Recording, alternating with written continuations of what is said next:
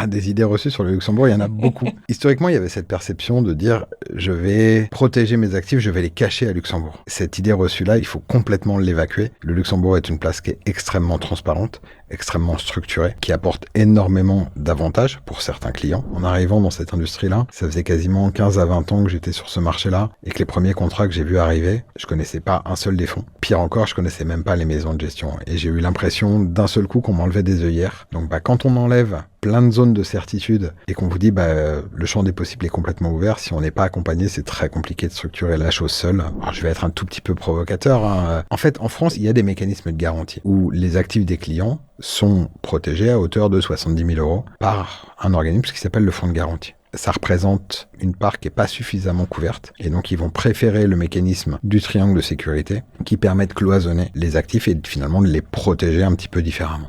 Bonjour à tous, bienvenue au Board Patrimonial. Je suis Sarah Slaquemont, directrice de la clientèle privée chez Cara Capital et j'ai le plaisir aujourd'hui de recevoir Mathieu Duballet, président de Hotmost Patrimoine, pour parler d'assurance vie luxembourgeoise. Bonjour Sarah, merci beaucoup.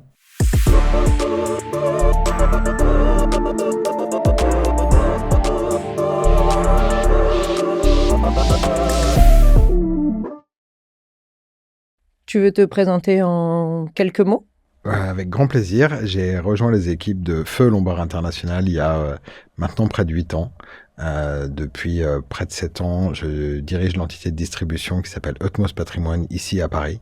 C'est une équipe de 6 personnes dont le métier, c'est uniquement d'accompagner les partenaires conseillers en gestion de patrimoine, family office, banque de gestion privée et de fortune dans la structuration, la réflexion et la distribution de contrats d'assurance vie luxembourgeois. Transition parfaite. Le sujet du jour, c'est donc le contrat d'assurance vie luxembourgeois. Et pour commencer, je te propose de nous partager un chiffre que tu trouverais marquant. Alors, s'il y a un chiffre qui est intéressant, c'est plutôt quel est le niveau d'interaction entre la France et le Luxembourg. Le Luxembourg a souvent été un hub de structuration pour les Français fortunés depuis plusieurs années. C'est une activité qui se développe encore plus. Et aujourd'hui, la part de France, ou la part de la France dans l'activité à Luxembourg a complètement explosé et représente aujourd'hui plus de 50% de l'activité générée à Luxembourg. Donc, c'est énorme. Pour donner un ordre d'idée, l'année dernière, c'est à peu près 16 milliards sur les 30 milliards collectés par l'industrie de l'assurance vie à Luxembourg qui proviennent du marché français. Donc il y a un vrai essor, il y a une vraie accélération qu'on a vue ces dernières années et je pense qu'on reviendra tout à l'heure sur notamment les raisons de ce développement. Mais 50%, c'est en effet un chiffre qui est assez marquant. Oui, et si on veut comparer, on avait prévu les chiffres des années 2021-2023 et ça avait doublé. Ça a quasiment doublé depuis 2021, enfin sur la période 2021-2023. Et donc, en fait, cette accélération, elle tient à pas mal de facteurs qu'on va aborder. Après, cette proportion de 50%, elle a été assez constante dans le temps. Le marché français, pour sa connaissance, pour son expertise de l'assurance vie, est un marché qui est extrêmement important pour le Luxembourg. Le Luxembourg, je dirais pas que ça fait rêver, je dirais pas que c'est exotique, mais ça peut faire un peu fantasmer. Est-ce que tu peux nous partager une idée reçue sur le Luxembourg ? Ah, des idées reçues sur le Luxembourg, il y en a beaucoup. Historiquement, il y avait cette perception de dire je vais protéger mes actifs, je vais les cacher à Luxembourg. Je crois que cette idée reçue-là, il faut complètement l'évacuer. Le Luxembourg est une place qui est extrêmement transparente, extrêmement structurée, qui apporte énormément d'avantages pour certains clients. On verra ensemble pour quels clients ça fait du sens et pour quels clients ça n'en fait pas. Mais c'est une place qui est complètement transparente, pour laquelle les Français n'ont pas forcément d'avantages particuliers d'un point de vue fiscal, donc il n'y a pas de traitement particulier. Et quand on parle de contrat luxembourgeois, pour un client qui est résident fiscal français, finalement, on va parler de contrat luxembourgeois parce que l'assureur est à Luxembourg, mais on va parler d'un contrat luxembourgeois de droit français, puisque un très grand nombre de règles applicables à ce contrat, qu'elles soient civiles ou fiscales notamment, sont les règles françaises. Donc, pas besoin d'aller au Luxembourg pour payer moins d'impôts. Ça ne fonctionne pas. Non, ça ne fonctionne pas, en effet. Je te propose de rentrer dans le vif du sujet, puisqu'on tâtonne depuis tout à l'heure autour de ce contrat d'assurance vie luxembourgeois. Est-ce que tu peux nous dire finalement pourquoi un souscripteur pourrait être intéressé par le contrat d'assurance vie luxembourgeois? Quelles sont ses forces? Et peut-être après on parlera des faiblesses, mais quelles sont ses forces pour commencer? Alors, je dirais que le premier point, c'est que l'assurance vie, de façon générale en France, est l'outil préféré de placement des Français. C'est un outil qui est extrêmement développé, qui en France représente plus de 2000 milliards d'actifs. Donc, c'est des sommes colossales qui sont placées en assurance vie, qui peuvent être placées pour un horizon d'épargne, pour un horizon de retraite, pour un horizon de transmission, de protection. Et en fait, ces mécanismes-là, on les retrouve à Luxembourg. Donc, un contrat luxembourgeois, c'est avant tout une plateforme d'ingénierie patrimoniale, d'ingénierie financière, pour protéger et transmettre son patrimoine. Donc, qu'est-ce que ça peut avoir comme grande différence par rapport à un contrat français ? Je dirais que la première, et en tout cas celle qui est en tout cas le plus, sur laquelle on échange le plus avec les partenaires, avec les clients, avec tout l'écosystème, c'est sur l'univers d'investissement. Parce qu'en fait, au Luxembourg, on va pouvoir loger beaucoup plus d'actifs à l'intérieur du contrat. On va pouvoir déployer beaucoup plus de formes de gestion possibles. Et finalement, on va pouvoir se rapprocher le plus possible de quelque chose qui va être totalement sur mesure. Donc on est à l'opposé d'une offre standardisée, où on va pouvoir déterminer finalement tous les paramètres de gestion, de frais, d'actifs dans lesquels on va vouloir investir, que ce soit des actifs liquides, que ce soit des actifs illiquides, que ce soit des actions, que ce soit des obligations, que ce soit des fonds, que ce soit des fonds de private equity. Et donc en fait, peut-être que le plus dur en termes d'investissement, ça va être de structurer exactement ce qu'on veut faire.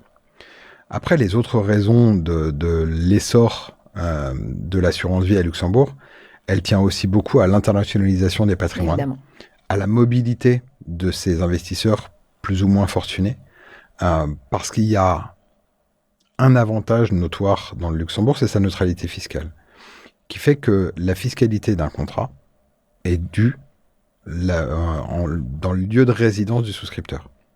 Ce qui signifie quoi? Ce qui signifie qu'un client qui est aujourd'hui français résident fiscal en France, la fiscalité qui va s'appliquer à son contrat, c'est la fiscalité française. Celle dont on a tous l'habitude, avec les avantages avant 70, après 70 ans, sur les rachats, le traitement de la proportionnalité entre la partie de plus-value et la partie de capital. Donc tout ça, on y est plutôt très habitué, l'aspect capitalisant. Si par contre ce client-là était amené à déménager à l'étranger, la grande force du Luxembourg, c'est justement cette neutralité fiscale et cette capacité à mettre en conformité les contrats avec le droit local et à n'appliquer la fiscalité que la seule fiscalité qui va être appliquée va être celle du lieu de résidence du souscripteur. Donc s'il y a déménagement, on va pouvoir mettre en conformité ces contrats.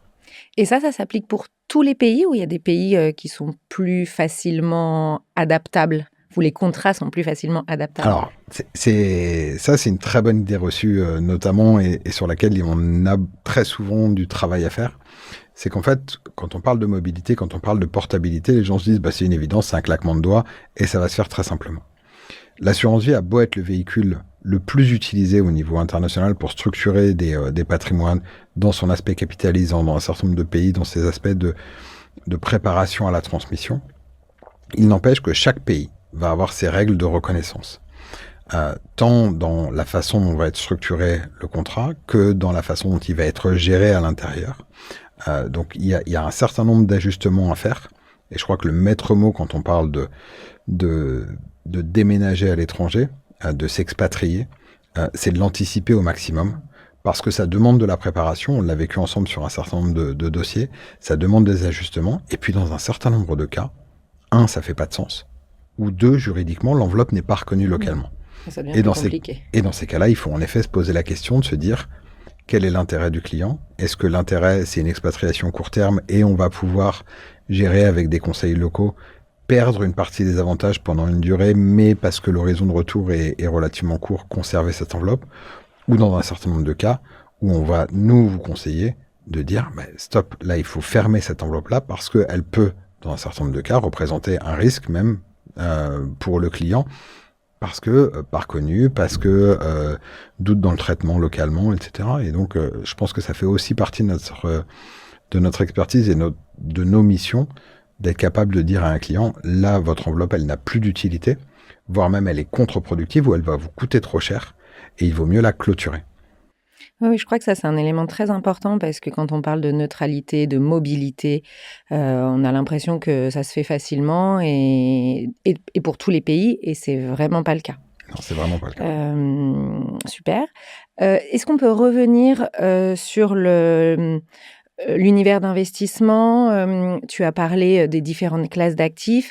Il y a aussi un élément important qui est, le souhait, la volonté du client, de mettre les mains dedans, de travailler avec son conseiller. Est-ce que tu peux nous en dire plus sur, ces différentes typologies de gestion? Bien sûr. Alors, dans un contrat, finalement, c'est une plateforme. C'est une plateforme fantastique d'architecture ouverte dans laquelle on va pouvoir décider de déléguer la gestion à une société de gestion et de se dire, finalement, moi, j'ai pas envie de m'en occuper.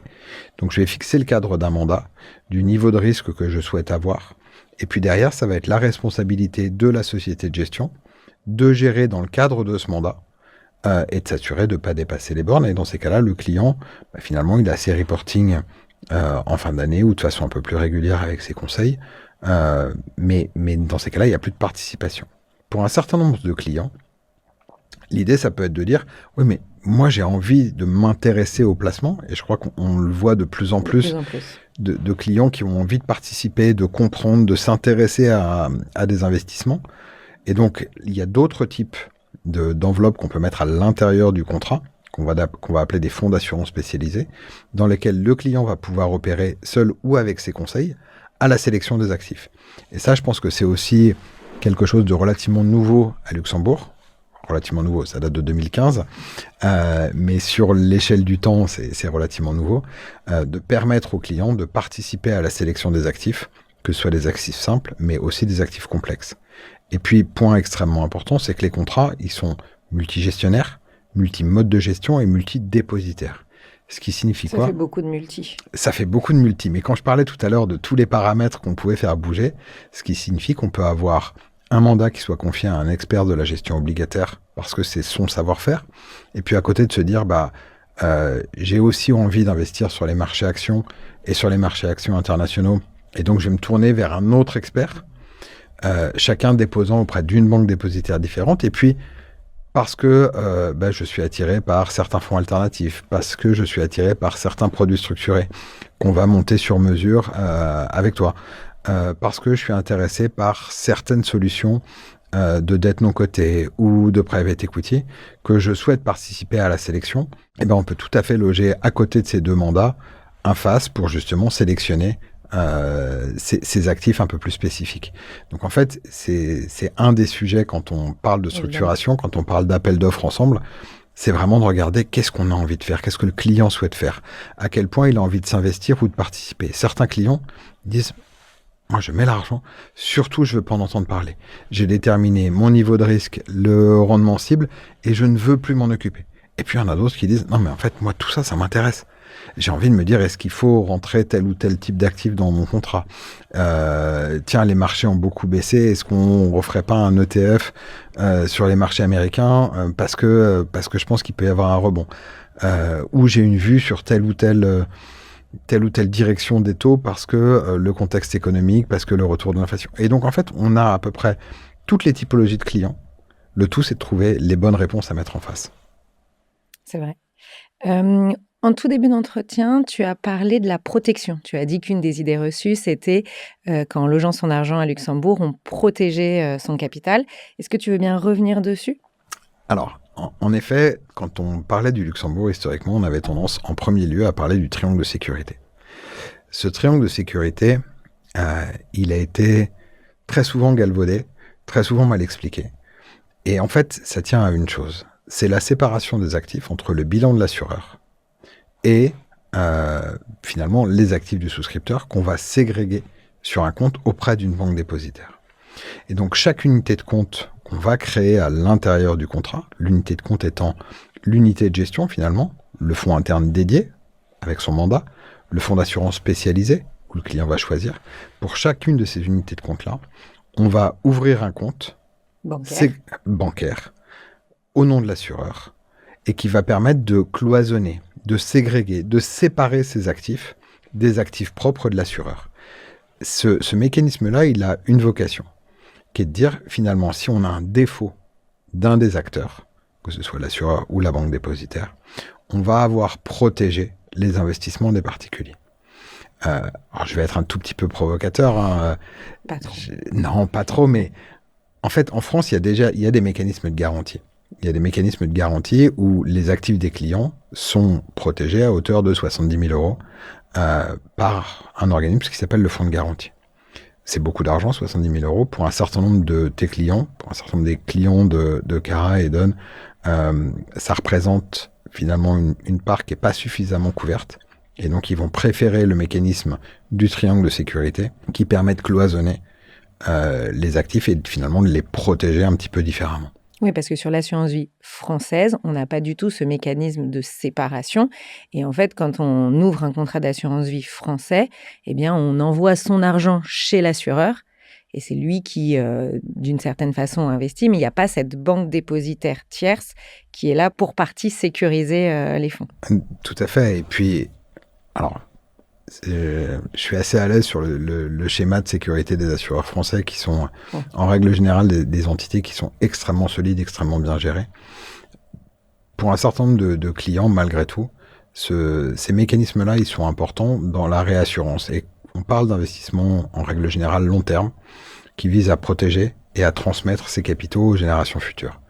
Et donc, il y a cette forme de projection long terme qui fait dire à un certain nombre d'épargnants, finalement, le Luxembourg me permet d'ajouter cette protection-là, qui est pilotée, surveillée par un organisme qui s'appelle le Commissariat aux assurances.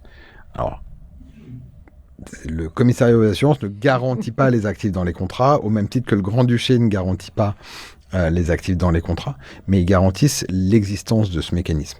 Alors attention, ce mécanisme ne s'applique pas à tous les actifs à l'intérieur d'un contrat. Faut bien que les actifs soient ségrégés. Certains actifs ne sont pas ségrégés. Et c'est là qu'il faut vraiment faire attention dans l'objectif qu'on va chercher, au même titre que dans la qualité de la signature de l'assureur, parce que je crois que la première clé, c'est ça, c'est avec qui on travaille, quelle est la solidité de l'assureur, comment est-ce que ça fonctionne. Chez Utmost, on travaille aujourd'hui avec 220 banques dépositaires, avec plus de 1200 gestionnaires. Ça permet vraiment de combiner et potentiellement même de créer plusieurs triangles de sécurité à l'intérieur d'une même enveloppe. Tu viens de dire que certains actifs n'étaient pas ségrégés. Tu peux dire 2 mots des actifs qui ne sont pas ségrégés ? Alors, les actifs qui ne sont pas ségrégés, c'est ceux qui ne sont pas logés justement dans un fonds interne dédié ou dans un FAS. Je pense notamment aux fonds externes où dans ces cas-là, on a bien une ségrégation du bilan, mais on a en fait une forme de mutualisation de tous les investissements qui sont faits pour le compte de l'assureur. Pour être bien clair, c'est ce qu'on appelle la gestion libre. C'est ce que les assureurs référencent comme fonds qui sont donc disponibles pour être sélectionnés par les souscripteurs. C'est exactement ça. Et puis après, il y a cette grande question sur... quid du fonds en euros. Évidemment, alors, j'allais y venir. Là, on a tendance à faire un petit peu de philosophie parce que finalement, on a rarement été confronté à la problématique. Le fonds en euros, par nature, est un investissement bilanciel. Donc, on n'est pas sur une ségrégation des actifs pour le compte propre de l'investisseur. Ça reste un actif du bilan de l'assureur. Et donc, difficile de parler de ségrégation dans ces cas-là. Chez Utmost, comme chez un certain nombre de pure players, nous on n'est pas concernés par le fonds en euros, donc je suis pas forcément le plus grand des spécialistes du fonds en euros, puisque nous on n'a pas de fonds en euros, et notre métier c'est vraiment d'accompagner sur la structuration en unité de compte de contrat pour des clients fortunés et très fortunés. Eh bien justement, tu parles de ton métier, est-ce que tu peux développer un petit peu ce que tu fais, alors je ne sais pas si on peut dire au quotidien, mais comment tu te vois dans l'écosystème du conseil en investissement ou de l'accompagnement des clients au sens large? Alors, justement pas dans le conseil en investissement, puisque c'était pas le bon choix. En tant que distributeur, on participe pas justement à l'investissement. Mais c'est un bon point, en fait. Très souvent, on me dit, mais du coup, tu fais quoi dans les contrats? Ou nous, on fait pas. Nous, on a vocation à accompagner des professionnels, puisqu'on ne travaille qu'en B2B, dans la bonne structuration d'un contrat. Ça veut dire quoi? Ça veut dire trouver les bonnes solutions, la bonne adéquation entre les attentes du client, le mode de fonctionnement du partenaire, et ce que nous, on va pouvoir déployer et mettre en œuvre. Donc en fait, on est complètement au carrefour entre les banques, les sociétés de gestion, les structureurs de produits structurés sur mesure, les fonds de private equity, les clients. Et finalement, on est un hub de rencontres de toutes ces offres, de tous ces besoins, de toutes ces attentes, qu'on va essayer de combiner au mieux dans une enveloppe, sans forcément en faire une usine à gaz. Et parfois, le meilleur des conseils, c'est faire simple, ça fonctionne aussi. D'essayer de guider et de déterminer avec tout le monde quelle est la meilleure solution, quelle est celle qui va être le plus efficace.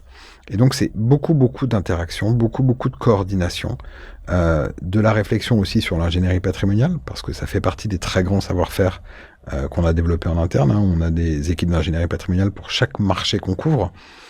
Et dès lors qu'on parle d'extranéité ou de mobilité, il peut y avoir des problématiques différentes, que ce soit celle des bénéficiaires avec les enfants qui peuvent être à l'étranger. Et donc, dans ces cas-là, réfléchir à est-ce que la bonne solution, c'est de les mettre sur la clause bénéficiaire ou est-ce que c'est de les sortir.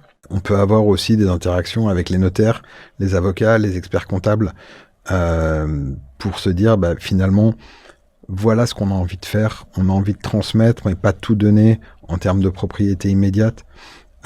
Comment est-ce qu'on le fait au mieux? Est-ce qu'on le fait en souscription simple? Est-ce qu'on va réfléchir à des souscriptions démembrées? Est-ce qu'on va créer des structures dont on va démembrer les parts et qui vont elles-mêmes souscrire? Il y a plein de réflexions à avoir. Le tout, c'est de savoir finalement quelle direction le client veut prendre, qu'est-ce qu'il a envie d'accomplir, comment est-ce qu'il a envie de le faire, selon quel calendrier. Et puis après, déterminer quels investissements on va vouloir mettre en œuvre, quel niveau de complexité on va vouloir mettre en œuvre.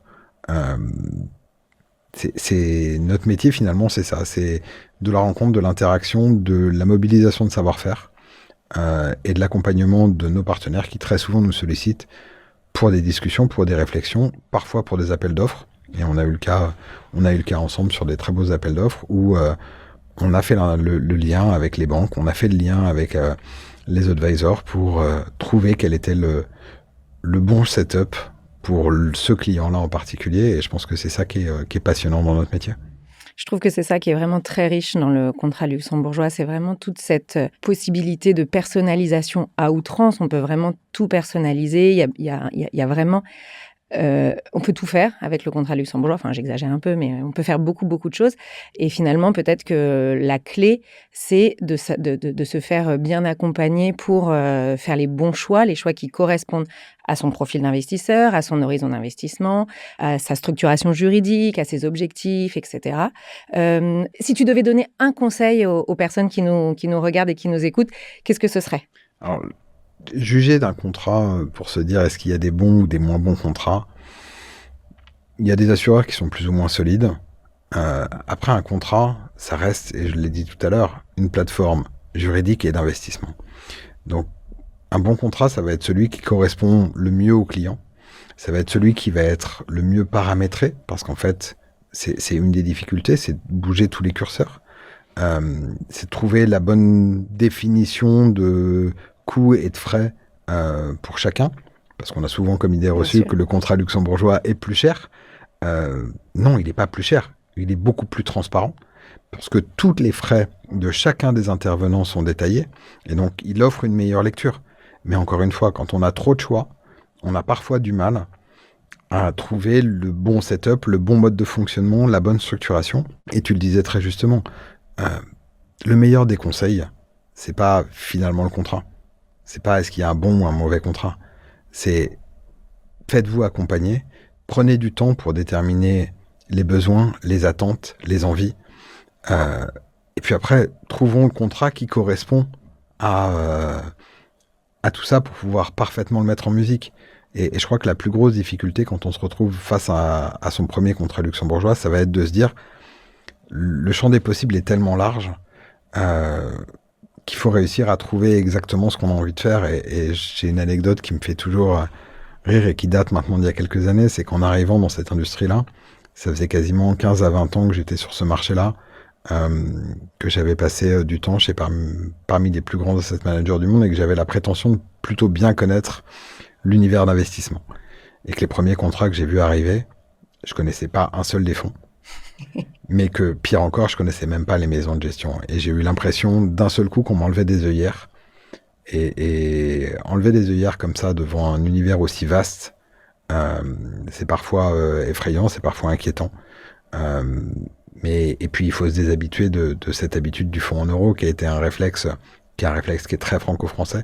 Donc, quand on enlève plein de zones de certitude et qu'on vous dit le champ des possibles est complètement ouvert, si on n'est pas accompagné, c'est très compliqué de structurer la chose seule. Donc, le meilleur des conseils, c'est pas un bon contrat ou un mauvais contrat.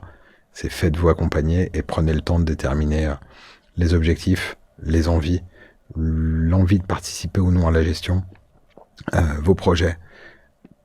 Bien que tout soit mobile, c'est bien d'avoir tout déterminé en amont pour essayer de trouver l'enveloppe qui correspond le mieux. Eh bien, c'était un très bon mot de la fin, Mathieu. Merci beaucoup d'être venu discuter avec moi d'assurance vie luxembourgeoise. Merci à toi. Et puis, merci à tous d'avoir suivi cet épisode et à très bientôt pour un nouveau board patrimonial.